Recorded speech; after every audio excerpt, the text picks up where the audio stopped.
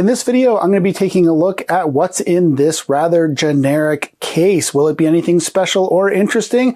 I don't know, but I found it at ewaste, and today we're going to take a look at it. It's coming up right now on Retro Hack Shack After Hours.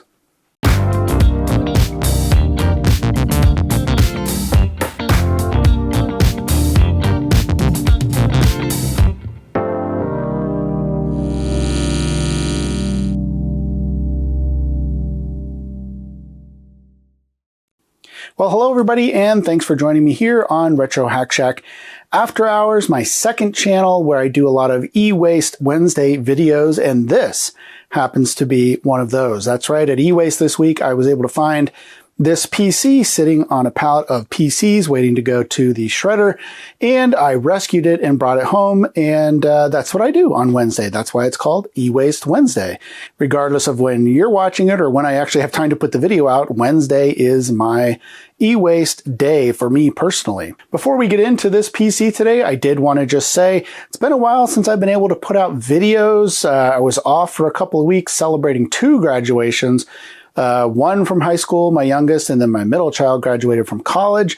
So we had a lot to celebrate and went on a trip and everything, which was great, but obviously couldn't do videos. And then also, when I got back, I ended up with COVID. Yay, I guess there's another strain of COVID running around, or I don't know if it's a new strain or what, but, I've been vaccinated and stuff, and this one just totally knocked me on my butt. As you can probably tell from my voice, I'm still a little bit nasally and lacking energy, so I'm really trying to pump up the energy today with my hand in the picture here, as you can see.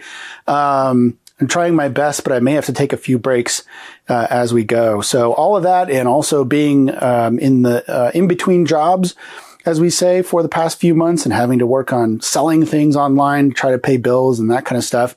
Anyway, all of that has really led to not really being able to put out as much videos as I wanted. But we're back today. We're going to take a look at this case, and at the end of the video, I'll tell you how much I paid for this. All right, let's take a quick look at the front while we're here. We can kind of get an idea of this generic case and what time frame at least the case was put out, because as we can see on the front here, there is lights for power, turbo, and hard disk, it says, instead of hard drive. Either way is fine. But this turbo indicator, to me, leads me to believe that this was probably meant for maybe a 386 or 486 board. I don't think it's old enough to be considered for 286 turbos, but probably in the 386 turbo range. It's got a case badge here on the front that says Versatech. Let me know in the comments below if you ever bought a Versatech case for a build. This was the time frame where I, and I'm sure a lot of you, started building our own computers, or maybe even building them as a pseudo business or as a hobby for friends. You could sell them, whatever. There was a lot of that going on back in this era. And so, yeah, probably some of you had bought this Versatech case, and it's quite an interesting one because it's got a couple of slots here. There's a big slot here, which I guess would have had a unique bracket, maybe like we see here on this 3.5-inch drive. But it's bigger than a 3.5-inch slot. So that's kind of curious. But we do have a 3.5-inch drive here, and we've got a CD-ROM here, which leads me to think, again, I haven't looked inside this thing yet, but leads me to think that maybe this is a 486 or a Pentium CPU. We'll find out in a minute, but it has 3 bays on the front here to fill up with, maybe a 5.25-inch drive or multiple CD-ROMs. It's a nice little case, at least it appears from the front. Now, taking a look at the back here, we see we have a power supply up here, and there is a 5-pin DIN keyboard connection here. So this is not PS2, this would be an AT keyboard. Again, kind of dating this system, as I said before, and about that era, 386, 486 most likely. And you can see here we've got some serial and parallel ports. There is a VGA card, again, kind of a giveaway there of the age of this thing. Now we're heading up into the 486 or Pentium era, most likely. And there is a sound card here, so it'll be interesting to see what that is. A couple more serial ports, interestingly enough. And, of course, you have to have a modem in this time period, because that is how you would have connected to either the internet or your service of choice, CompuServe or whatever. But again, now that I see this dual port modem here and all of these things, it's leading me more and more up in time frame into the Pentium era, perhaps. Okay, let's not speculate any longer. Let's go ahead and open this thing up, and we'll see what's inside.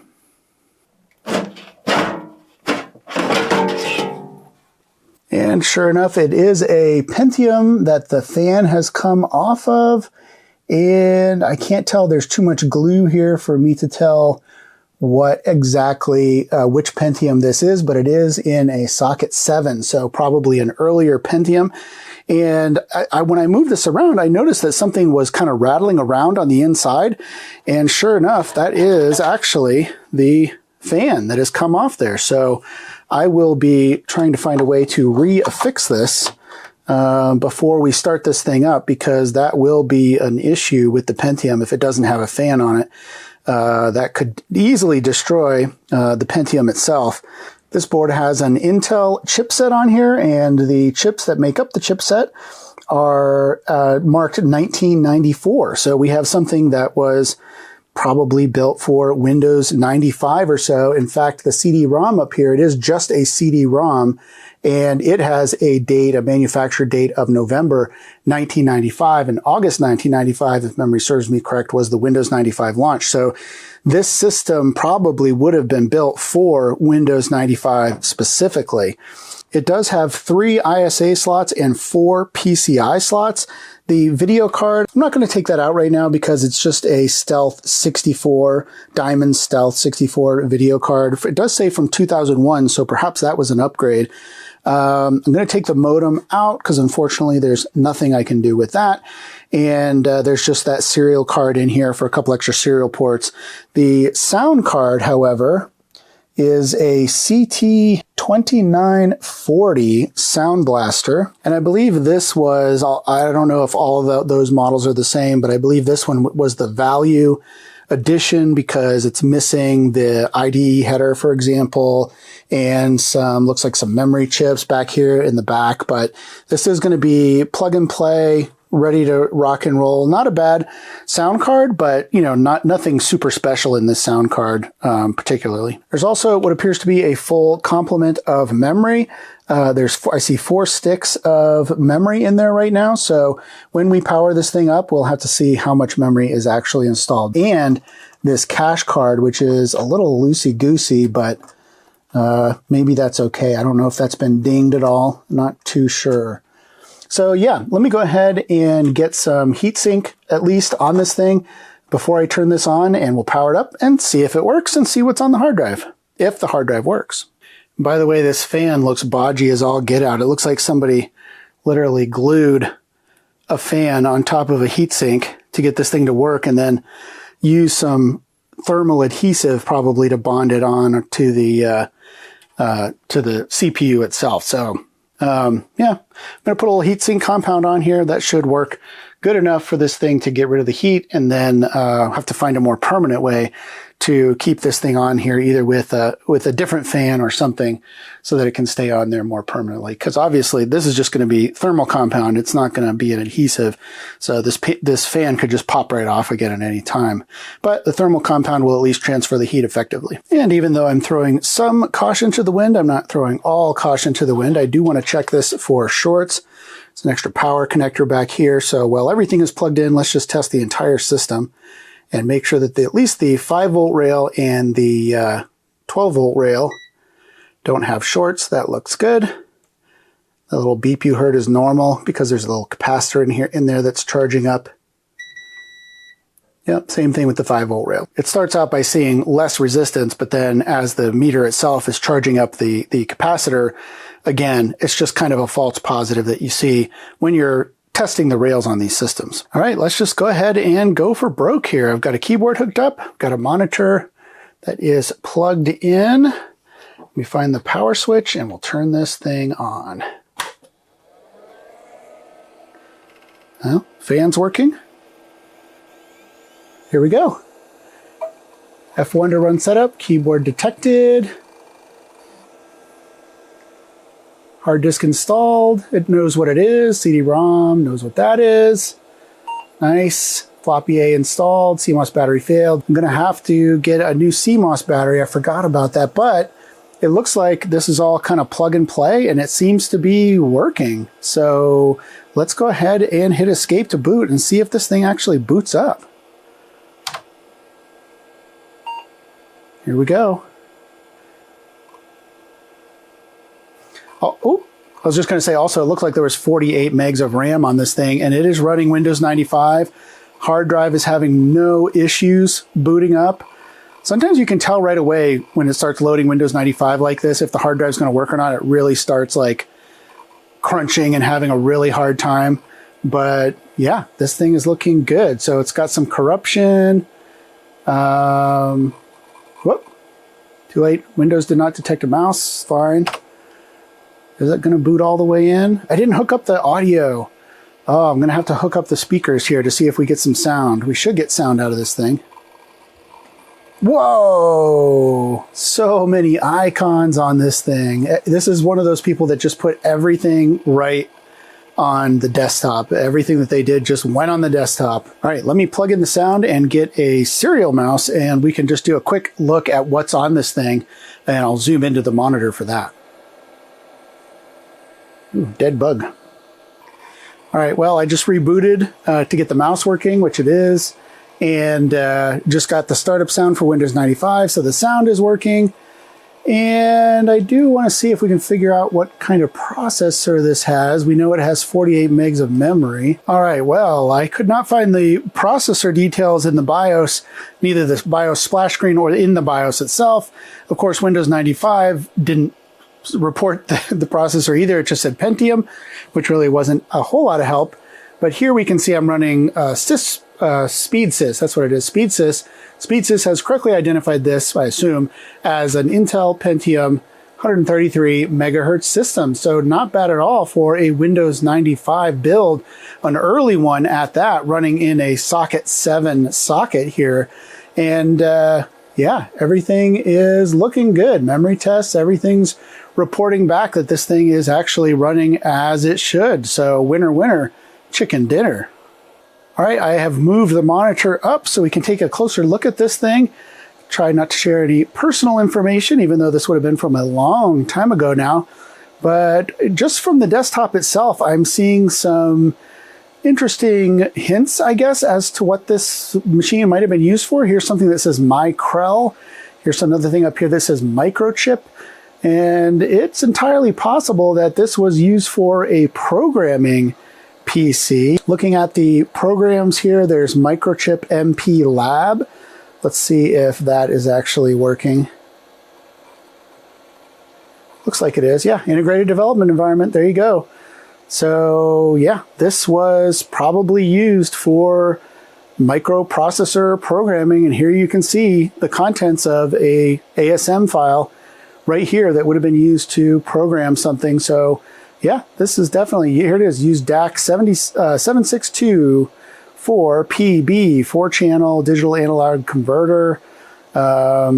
Use this for the signal control. So looks like somebody was programming some sort of a, I don't know, I'm going to guess some sort of a PCB that had a microcontroller on it and some other things. And this was the code that they were using to program that chip, and they were using MP Lab from Microchip to do it. So let me know if you used MP Lab for Windows back in the day. This is 1997, and it looks like there was an emulator included as well. If you use this from Microchip, let me know down in the comments. Pretty cool. And you know, there are different people handled their tools differently and their computers differently, but I can tell you that this particular computer is spotless on the inside.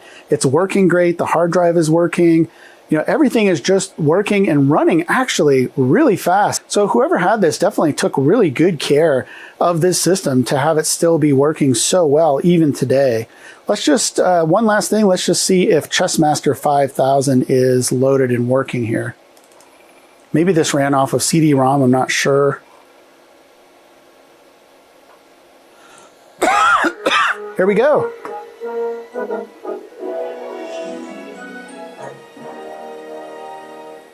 '10th anniversary edition. Hopefully you could hear that sound there.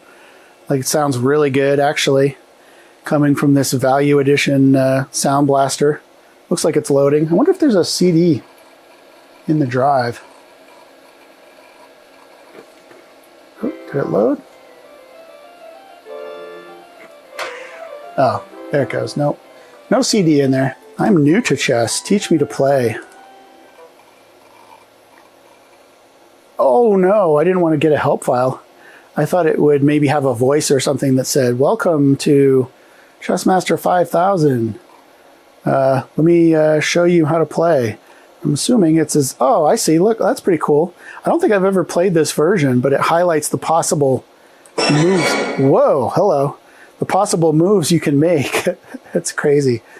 Oh, there we go. There he goes. So let's do some... Oh, that's going to block my 4-move win, that's for sure. Usually I would have like moved this out here. And then, come on. It's going to move a knight, I believe. Oh, no, it didn't. Oh, look at that. Getting aggressive. Hello. Let's just see what it does here.